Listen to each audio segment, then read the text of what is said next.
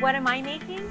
I'm making something super healthy and easy, and it's called Pinakbet. Of the Philippine regional cuisines, Ilocano cooking conjures definite images.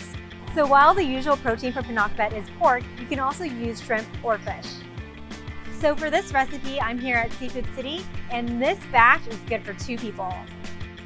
2 pieces of eggplant, talong, 2-piece bitter melon, ampalaya, 6 pieces of okra, 1 small yellow onion, sibuyas, 1 head of garlic, bawang, 1 bottle of Pamana Shrimp paste, bagoong, 2 Roma Tomatoes, a 1/4 pumpkin kalabasa, 1 bunch of long beans, sitaw, ½ pound of shrimp, hipon.